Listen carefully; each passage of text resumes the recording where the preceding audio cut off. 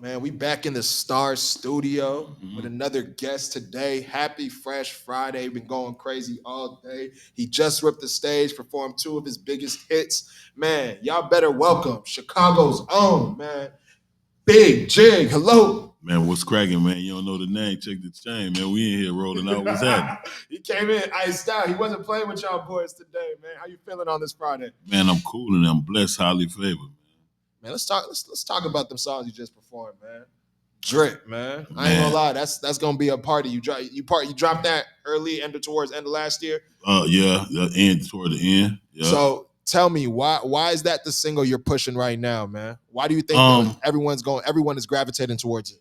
Man, you know, I got so many records with so many big artist features on them. I'm bad for sitting on records because I'm all about timing. You know what I'm saying? And for me, I feel like I see a lot of artists that don't know how to break records. Like even with not being a DJ, you still got to know how to break records. Right. And I think artists don't understand the concept of breaking records. They just want to drop and drop and drop and drop and drop. But it's like you're not giving your fan base enough time to digest it, to collect to digest what you just put out. So that's been my big thing. And then when I like to play with records. Like I'll get in the studio, I'll do something, and then I'm cool with all the DJ coalitions, so I mess around and throw it to one of the DJs in the club, or submit it to a coalition just to see what they say. And then once they hear it, like when I did the drip record, when I put it out, I was just goofing around, and I said, you know, play this. So he played it. And he was like, yo, you crazy for sitting on this. I was like, for real? He was like, yeah. So they start immediately. The label and everybody started naming off artists to get on the record. Like, man, we could get 2 Chainz, we could get so and so on the record. I'm like, okay. So you know, I went on and just ran with the record. Have you decided who will be remixing it or? Yeah, I actually got a version of one remix version. We waiting on 2 Chainz verse, but I got Gorilla Zoe on it right now. Oh, that's gonna go crazy. Shout out that man, Gorilla Zoe. Shout out my boy Gorilla Zoe, man. He on it right now. You know what I mean? And we waiting on 2 Chainz version of it, so it'll be me, him, and probably Gorilla Zoe. That would be fire, man. Remix. That's gonna be crazy. I know y'all come and perform that one all together, all 3 of y'all together again, man, that's gonna be crazy. Man, See About You, man. Yeah, See About You. See About You was a record that I had an attitude one day. It was just in the studio. Somebody pissed me off. I think it was a cat that sounded like it. Yeah, I think it was a cat that owed me some money. And I was like, man, I'm sitting there with my engineer and a couple other people. And I'm like, man, why people think you be playing with him because you're a nice guy? Like why? Like I won't come see about his ass. I need my money, man. Like, you know what I'm saying? So when I said See About You and the beat came on, I was like, man, come and see about you. So man, I was like, fuck it, let's do this chorus real quick. So I did the chorus, and they was like, ooh, ride that, that's cold. So I went on and did it. You know what I mean? But that's how it came about. It came about all because of a situation. Man, I wanna go back to something you said earlier, like a lot of artists don't know how to like present their songs. You know what I mean? Like when they first drop it. Why do you think that is? Because I agree. I feel like artists don't know. It's more than you just rapping nowadays. Yeah, you know? You definitely. can't just drop a song and think everyone's gonna listen to it. Right. So do you feel like that is something that's missing in the game today? Like real rollouts? People don't roll out music anymore? Yeah, definitely missing because I'm from the era, I've been in the game for years now. So I'm from the era where, when you really putting out a single, trying to really push a single, you got to know how to push a single. You need to do a single release. You understand me? Don't just go off your homeboys or whatever. Invite people to your release and let the people don't be because see, we get complacent in ourselves and feel like, well, I feel like this the one. It ain't what I feel like because because it's a lot of records. I feel like I'm gonna be honest with you. I never looked at Drip or See About You as smash records. Everybody else did. Everybody else was like, boy, you crazy. Sometimes you gotta let the crowd do it. Let the crowd tell you. Yeah, and that's what happened. And I think that's what's left out the game. People don't know how to really approach it to really break records. It's just like everybody leaning on the internet. Oh man, I'm just gonna put this on SoundCloud. I'm gonna put this out on YouTube. I'm gonna just put this out on Instagram. Nah, that's not how you really, So I think the internet kind of like took away the guerrilla marketing. The guerrilla marketing is the side of marketing where, I'm from the era. We went out and posted up posters on poles and cars and flyers and stuff. They don't do that no more. They don't, bro. And I agree with you so much because the internet it did so much positive. Like it brought that SoundCloud era, the little Uzis and the Playboy Cardis that could just drop and everyone was tuning in. But I feel like that time has passed. Yeah, it's have. That formula is not going to work anymore. Nah. I mean, I do feel like I kind of miss the guerrilla marketing. Like I want to see the artist. Yeah. I want to see you pass me the tape. I want to see you give me some stickers, some flyers, pull up to this X, Y, and Z. Yep. What is it going to take to get back to that? Is it the artists themselves or is this a label thing? No, because really, to be honest, and no disrespect to my label, to Universal, to Empire, nothing, but I don't think it has labels is really kind of obsolete now. So it's up to the artist. You know what I'm saying? It's on the artist now. You know what I'm saying? Like I think it's up to the artist to be like, man, I want to let me get out here and kiss the babies and take pictures and pass out this and help with the fundraising of this or give out turkeys and stuff like that. Like it's up to you. You know what I'm saying? Like you can't be too good to do that type of shit. Can't be too cool, and everybody think they too cool nowadays. Yeah. Yep. Man, I ain't gonna lie. The first time you came on my radar was 2016. Do you know what song? What? Kyrie. Oh, I think I'm Kyrie Irving. Kyrie Irving, man. That's a story behind that, man. Hear it, man. Listen, I'm finna go on and put it out there because I got a couple stories I can tell you, man. Because there's a couple artists that y'all know that actually tried to steal my record. One of them, yeah, like the Kyrie Irving record, right? So, my boy, what's his name, man? What's his name? He from Texas. He worked for Rick Ross, right? So I knew Ross anyway. I knew Ross before he had even popped for real. You know what I'm saying? Because Ross used to do a lot of writing for a lot of artists in Florida. So my boy had heard my Kyrie Irving record. He was like, yo, man, this Kyrie Irving shit jamming. I said, dang. He was like, you pushing it? I said, not really. And he was like, well, man, Ross and them, you got the Maybach of music group, man. You know what I'm saying? He wants some artists over there. He was like, but you might be competition because y'all kind of like the same type of same vibe. Yeah, like the same kind of vibe. But he said, I'm gonna give you. I'm gonna let him hear this Kyrie Irving, right? Swear to God, now, God my witness. Not 2 weeks later, Ross dropped a song called Kyrie Irving. Shut up. Swear to God. So then when he dropped it, I looked, I said, oh, he done dropped. I said, so he definitely done heard my Kyrie Irving because he dropped one. Yeah. My Kyrie Irving was way better. I haven't heard Rick Ross's Kyrie Irving. You got it. You got it. It didn't make nothing. It didn't make nothing shake. Man, go. When you get a chance, y'all go listen to it and then listen to mine. But I know for a fact that he for sure went and made that record after he heard mine. I said, wow. And the next person that did that was Lotto. What song? Step It Up. I got a song called Step It Up that was going crazy. That was like my first probably breakout single that really blew. So it was like step it up, step it up, step it up. I'm in the Benjamin, step it up. So now my sister owned the Hype magazine named Jamila Wilkinson. So she was telling me, she was like, yo, bro, you heard Lotto record? I said, no. She said, well, it's a bunch of DJs sent me this. And they was like, yo, it's on the radio in North Carolina. I heard it because I'm coming through doing the Fleet DJ. She said, that sounds like a female you. I said, what? She said, yeah. I said, okay. So I finally heard the record. I went and looked. I said, let me go look it up. I looked it up. Boom. So I looked up the record, and there it was. The same, step it up, step it up, like step cadence. It up. Yeah, same cadence, same step it up, step. I'm like, oh, so. She didn't even try to hide it. Yeah, nah. So then I found out that somebody on her team used to work for me, was on my team. I said, okay, so there it is. That's what happened then. So my people reached out. I reached out to Lotto myself. She kind of ignored it. Then my people reached out to Lotto. And then once my people reached out to her, they was like, well, why don't her and Jig just do a remix? They stopped pushing the record. They quit pushing it. They just quit. They just said, they was like, fuck it, let them. That's greasy. Let Jig have it. They was like, let Jig just have the record by itself. They quit. They totally stopped putting any promo behind it. I ain't hear it on the radio no more.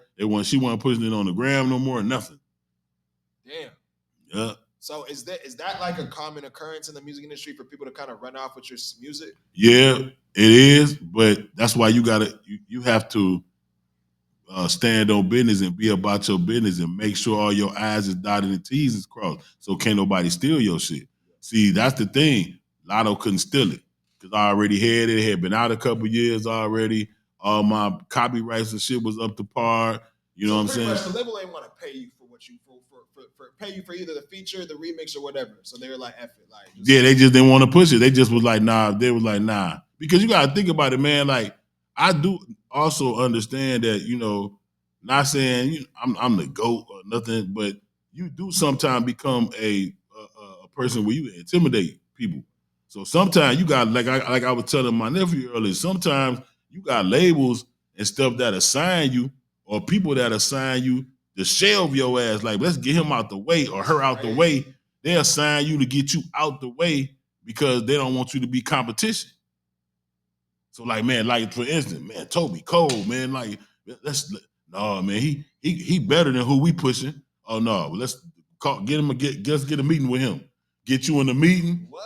Yeah, get you in the meeting instead of doing an executive situation of either putting you in the artist together that they pushing or just totally putting it behind you. They'll rather sign you, get you out the way, and push. So they person popping that maybe exactly. That way, if they sign you, that's like mute money. Shut up, nigga. Here, you understand what I'm saying? They're not gonna approve none of your music's come out. Nothing nope, like that. So nope. Damn, bro. Yeah, labels do that a lot. And sometimes even when artists sign to other artists, they do that. Yeah.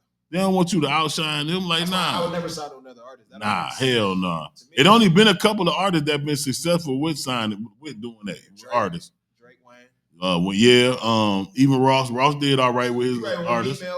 Yeah, he did. Right, you know what I'm saying? But it ain't too many because they don't want you to outshine them. But you see how none of them is rocking with Ross no more though. Nope. None of them. None of them. Wale gone, Meek gone, shoot, even Mario gone. Yep. So give some advice to the people that's trying to get into the game, bro. Because you already kind of told us how shady you get with the labels and everything. To the young rapper, that was you when you first started. Like, what is something that you learned in the music industry that they don't know yet that you should put them onto? Well, you gotta be patient, man. This not a microwave 30-second popping in the microwave and you're gonna blow. So and not only that, you gotta learn how to network. Get out here and network and build your own relationships with people. You know what I'm saying? Get your own rapport with people and don't just depend on somebody to hold your hand and walk you through certain shit. Sometimes you gotta walk yourself through it. You know what I'm saying? And understand that it's not really given to the swift or the strong. It's the one who endure, man. You gotta be willing to work. And a lot of artists, they just think that is, oh man, I can rap, man. You can go to New York and it's 13, 14, 15-year-olds that'll out rap the shit out you. You know what I'm saying? So that don't mean nothing. It's about your consistency and your work ethic, man. Like, and you gotta treat this as like a job every day. Like if you doing this music shit every day, you supposed to be doing something toward that. If you a YouTube content creator, every day you supposed to do something toward that. Like you got to treat what you're doing as a job. Every day you got to do something, even if it ain't nothing but 30 minutes of your time, an hour of your time. You have to do that every day. Every day you should be making some kind of progress toward what you're trying to do or what you're trying to be. I agree with you there because I feel like a lot of people that want to rap treat it like, I'm gonna make music when I want to make music. I'm gonna drop this. Like, I've been in the studio one time this year. Right. Like, you don't pop that way, bro. You can't do that until you done already made a super name for yourself. You know what I'm saying? Can't get lackadaisical at all. Who would be a dream feature for you, male and female? Man, I always said I wanted to do a record with Justin Timberlake, man. That's fire. I love Justin, bro. Like he's so dope to me. He was like the Caucasian Michael Jackson to me. You know what I'm saying? That's real though. I like him. You know what I'm saying? He was just smooth player, can dance. You know what I'm saying? And he a white boy. You know what I'm saying? It might take your bra, nigga. While you playing, you know what I'm saying? Definitely gonna be choosing on Timberlake, man. No, facts. You know what I'm saying? And I think the female, it's crazy, but one of my favorite female artists for real to this day is Toni Braxton, bro. That's fire. I love Toni Braxton. Toni Braxton, get that soul in there. Get that soul on the track. Have her handle chorus real quick. That would go insane. Crazy. Man. Crazy. How would you say Chicago defined your sound? Like helped you grow your sound in music? It really didn't, man. Like, because you got to think about it, and I'm giving away how long I've been in the game, but man, I had all this shit where you hear Jeezy and shit. Man, that was me before that. I was that before. I was the first Jeezy. Like, you know what I'm saying? So that's how I know that, like being from where I'm from, I moved around. I lived in like 14, 15 different states, man. So when I moved out of Chicago, I moved out of Chicago. When I moved out of Chicago, all them cats like Keith and Dirk and them, they was little cats. Yeah, they was little jits, you know what I'm saying? Yeah, they was jits like elementary and type shit, you know what I'm saying? So like what about a Kanye? Me and Kanye like the same era. You know what I'm saying? Like Kanye, it's funny because I used to see Kanye when I used to go down to this barbecue spot called Leon's on 79th. He'd always be around there with his book bag, like a nerd. You know what I'm saying? Nobody really never knew what he was doing. But he was making beats. Next thing you know, Twista put him on. And once Twista put him on and Jay heard him, it was a wrap. It was over with. He a genius for real. I ain't gonna lie. He a genius, bro. You know what I'm saying? But Chicago really didn't define my sound for real. I think just moving around and living in all them different spots kind of like made me, because I'm so versatile, man. I just learned how to just do. There's a difference between rapping and doing music. I learned how to do music. You know what I'm saying? So I got records, all kind of. I got country records, I got trap records, I got party records, I got gospel records. So me moving around, it just you versatile. Yeah, it just showed me how to make music. Yeah. What I guess who would you say? You've seen a lot of the greats. You've seen a lot of these new dudes. Who is somebody that really impresses you right now from this new generation? I ain't gonna lie, man. I really liked the Young Boy when he first came out, but he just stay in trouble. NBA Young Boy, yeah. I liked him. I liked him a lot. So I thought he was pretty dope. But a lot of the new cats, man, I ain't really impressed by them because it's like some of the shit you can't even understand what the hell they be saying, bro. They be having some nice beats, you know what I'm saying? But it's like me, I'm a real hip hop head. I be wanting to hear them bars. I'm trying to hear what you saying. I'm trying to hear what you saying. But you talking about Playboy Cardi? And that's crazy because he got a stupid fan base, man. It's insane. Killed that man, bro. Yeah, him and Travis Scott. And Travis Scott too. They got a stupid fan base, but I don't I ain't dissing the new generation. I ain't dissing the new generation because I think that I do like some of the new shit. You know what I'm saying? But I would say I really like the Young Boy. I really can't say Dirk because Dirk ain't really a new cat. You know what I'm saying? Like that. You know what I mean? He been out for a while. Yeah, he been out for a while. So yeah, but how do you feel about Dirk's situation right now? What he's going through? It's terrible. It's a situation for a lot of rappers. Young Thug just got out that situation. You know what I mean? It's terrible, man, because a lot of cats don't understand that. What I don't understand is why would you give money to do dumb shit? You know what I'm saying? Like you supposed to OG, you really preaching. Yeah. You supposed to do dumb shit before you get money. Like, why would you get money when you do dumb shit, and then do dumb shit? And then people got to understand, like, I'm not condoning nobody doing dirt, but if you're going to do some dirt, do it by yourself. How you going to have people with you and think, oh, man, they're going to be loyal enough, they ain't going to tell on me. Man, shit. Man, nah, bro. So I feel bad for Dirk, you know what I'm saying? Hopefully he can kind of, wiggle himself out of it, man, but they not playing with the rap culture. They not playing with us, bro. It's not, bro.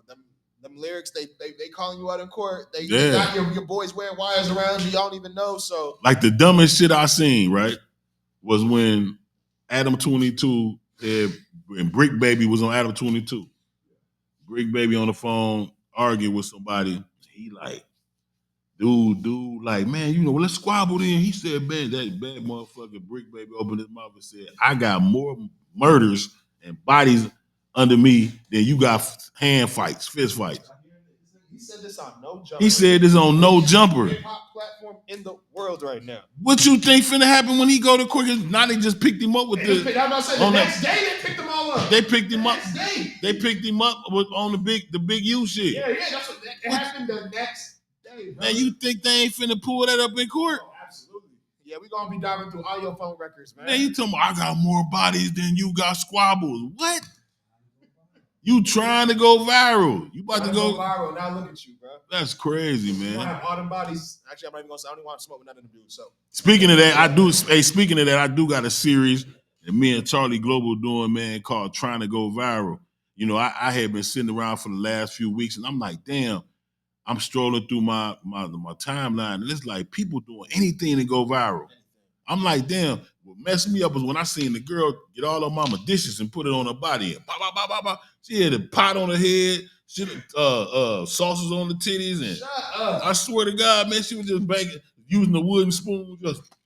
I'm like, yo, she doing all that to go viral. So I said, you know what? We need to make a series called Viral. So I got part 1 up is on my channel, on Bigg Jigg channel. I need y'all to check it out. What it is me, and like I said, Charlie Global. Charlie Global is I'm the uncle, and he doing anything to go viral, and I'm on his ass. I'm on him. Like, you gonna take your stupid ass to jail. You know what I'm saying? So I'm on him, and it's funny, but it's really a message.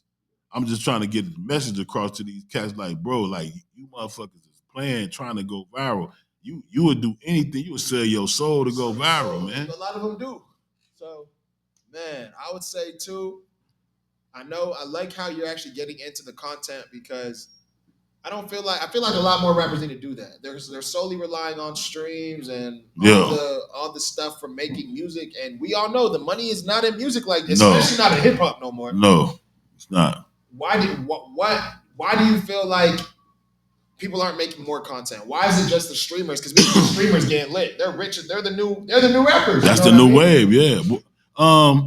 I think because everybody still got in their mind frame of thinking I'm gonna be the next big rapper. They're not stuck on the looking at the situation of, damn, I could be an actor. I could be, because that's all really creating content is that's gonna push you to another level of being an actor. You know what I'm saying? Because that's what you're doing. You acting when you're doing content. So it's like, I think people still so caught up in trying to be this big time rapper, not understanding that things is not the same. Once they killed CDs, that killed the game for real. Because you gotta think about it, like CDs was the thing where I lived off of CDs for a while. You know what I'm saying? Where I was able to sell 30,000 out the car. You know what I'm saying? Like, you can use that to get deals back in the day. Like, back in the day, you used to can keep a log in of how many CDs you sold, and if you can prove that in a meeting, a label will give you a deal. Wow. They'll sign you. Yeah. Before we get you up out of here, I do want to ask. So, you used to be on 101.6 in Park, right? Yeah, I was Freestyle Friday champ on there. Yeah. How was that experience? And did you ever get to face Blind Fury? Brian Fury is me and him like this, bro. I had got knocked off right before he came. That's my boy.